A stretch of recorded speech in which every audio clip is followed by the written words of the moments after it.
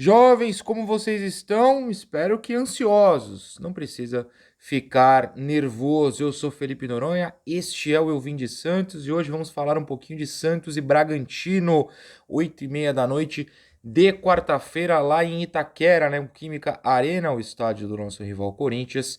Santos e Bragantino se enfrentam pela semifinal do Paulistão. Os ingressos estão esgotados, então se você não conseguiu, pelo menos no momento em que eu gravo, ainda tem alguns camarotes. Se você quiser ir atrás, tudo bem. Se não, ligue na TV, ou no Paulistão Play, ou na Cazé TV, os dois lugares que transmitirão a semifinal em jogo único. Sim, ainda recebo algumas perguntas. É jogo único? É jogo único, normal. O torcedor santista se desacostumou a estar no mata-mata do Paulista depois de 3 anos desastrosos, mas cá estamos de volta. Quem sabe no final de semana não tem jogo. Vamos torcer para isso. Estaremos lá em Itaquera se tudo der certo. 47 mil ingressos, mais ou menos, por volta de 44 mil e alguma coisa de Santistas, 2.500 Bragantiners, os torcedores do Bragantino, claro, que são chamados assim. Lembrando que, assim como contra a Portuguesa, se empatar é pênalti, não tem vantagem de empate, não tem prorrogação, é direto aos pênaltis. E este é o pré-jogo para a gente debater um pouquinho do que o Santos pode encontrar, quem o Santos deve escalar, táticas, formações, situações de jogo para a gente conversar para essa partida.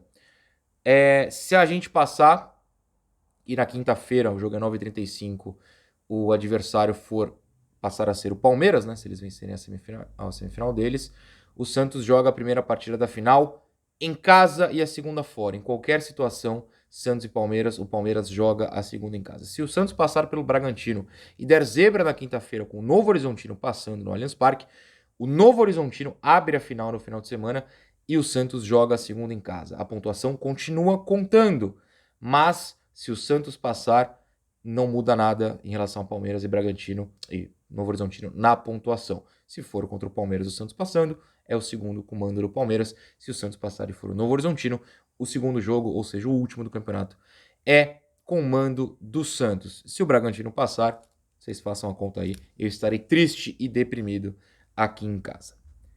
Pois bem, o Santos enfrentou o Bragantino há não muito tempo, foi na 11ª rodada do Paulista, ou seja, depois enfrentamos a Inter de Limeira e a Portuguesa. Uma vitória com sustos na Vila e uma classificação nos pênaltis depois de um 0-0 também na Vila. Agora vamos a Itaquera para encarar um Bragantino praticamente idêntico àquela escalação. Eu estou gravando, são 3h28 da tarde desta quarta-feira, já para publicar o mais rápido possível. A gente já ia aquecendo, conversando.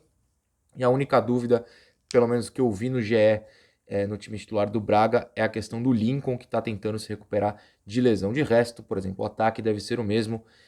Elinho na direita deles, ou seja, contra a nossa esquerda, vou voltar nisso em instantes, o Vitinho do lado oposto e o Sacha no meio. O Luan Cândido, que foi expulso contra a gente, deveria continuar suspenso, porque ele foi expulso e pegou 2 jogos de suspensão, mas o Bragantino conseguiu como é que fala?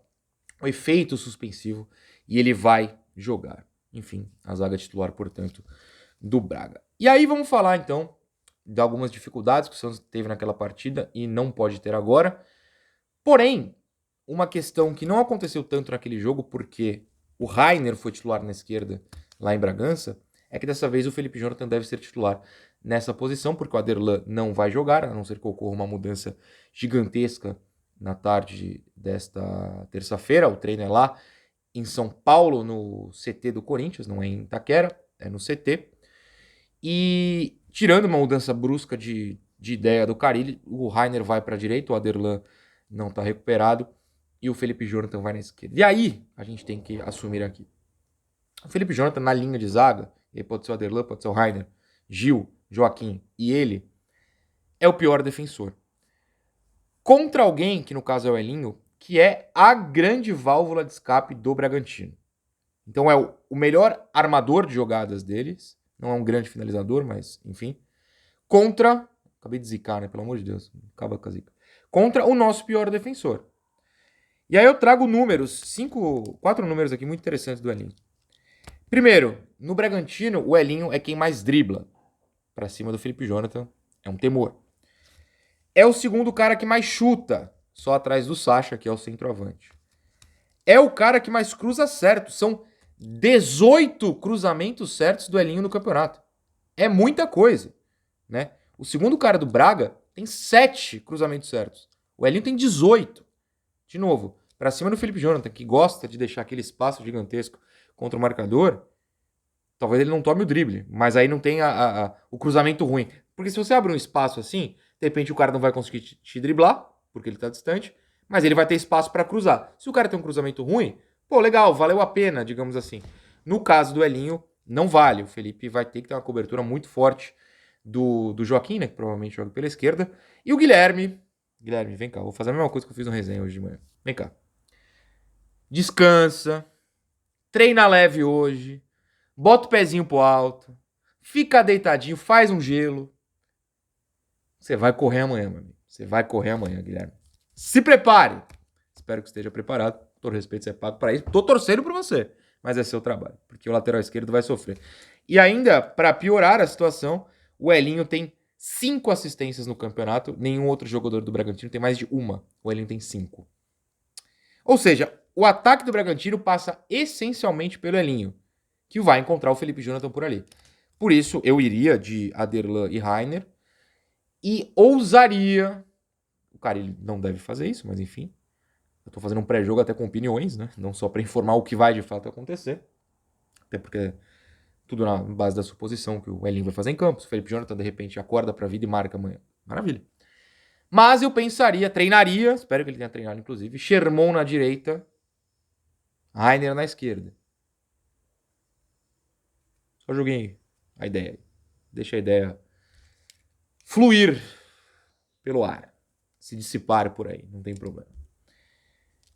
Temo muito isso. O Bragantino é um time que, em diversos momentos, e se você pegar imagens, por exemplo, contra o Botafogo do Rio mesmo na Libertadores, é um time, tudo bem, eles precisavam de um gol, eles tinham perdido a ida por 2-1, mas colocava 9 caras, 10 caras no campo de ataque, ou 9 caras lá na frente mesmo, e um único zagueiro posicionado mais ali no meio campo, o resto subindo e subindo e subindo. E aí, partindo desse princípio, o que é uma diferença grande no jogo contra o Santos, porque eles tiveram um cara expulso logo de cara, e no primeiro tempo estavam 1-0, então eles não precisavam ficar se jogando para ataque. Mas assim, empate não garante ninguém, então seria interessante pro Bragantino atacar mais. Inclusive é uma aposta minha, que o Santos vai jogar mais no contra-ataque, o Bragantino mais com a bola, mas vamos ver.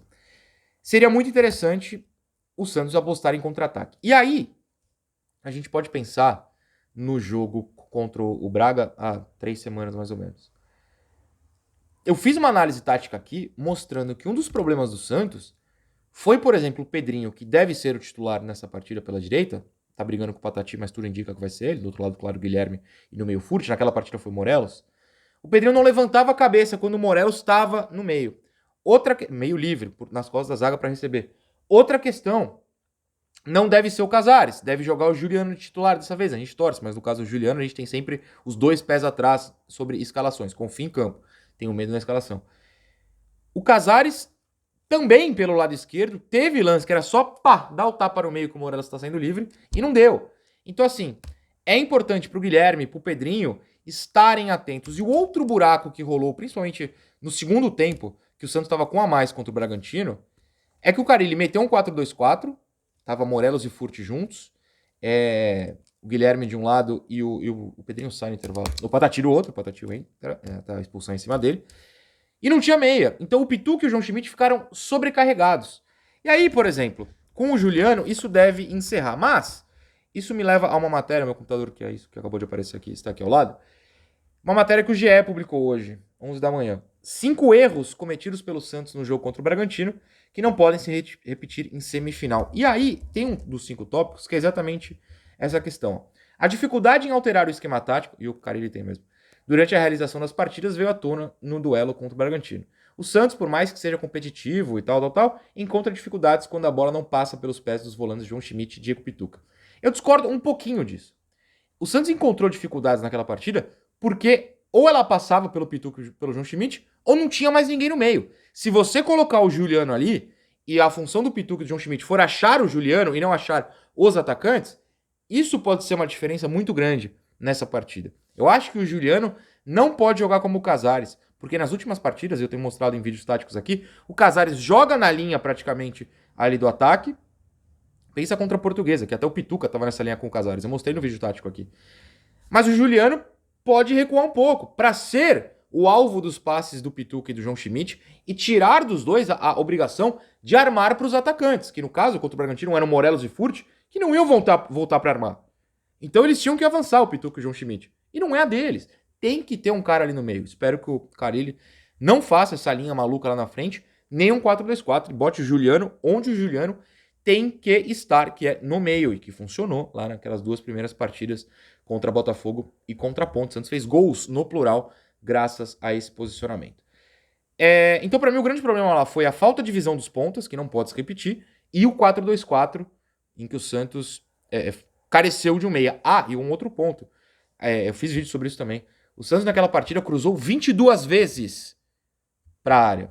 Foi assim contra o Mirassol, também não ganhou. Foi assim contra o Novo Horizontino, também não ganhou. E foi assim num outro jogo que eu esqueci. Deixa eu ver se eu acho rápido nas minhas anotações aqui. Mas contra o Palmeiras. Não foi contra o Palmeiras. Contra o Palmeiras o Santos pouco atacou, não fez tanto. Talvez tenha sido isso no Novo Horizontino e tal. Eu rasgo minhas folhas e me perco. Vocês vão me dar um segundo, vocês sabem que aqui é assim, sem edição. Achei. Não. Novo Horizontino, 38 cruzamentos. Mirassol, Bragantino, 22. E aí teve o jogo contra o Botafogo, que foram 21. Que foi apertado também. Contra a Inter de Limeira também teve bastante. Enfim, quando o Santos fica apelando para cruzamento, o Santos não tem vencido. Como acabei de citar aqui. Mirassol, Novo Horizontino e o próprio Bragantino. Não precisa apelar, tem que ter um meia. E o Santos ficava cruzando porque não tinha meia. Vou aproveitar que eu abri essa matéria para ler os outros tópicos aqui e a gente debater. 5, né? Se tem um. Primeiro que eles falam é criatividade. Naquela tarde contra o Braga, o principal problema foi a ineficiência do sistema criativo. Até finalizou 17 vezes, mas apenas 3 vezes acertou o alvo, sem muito perigo.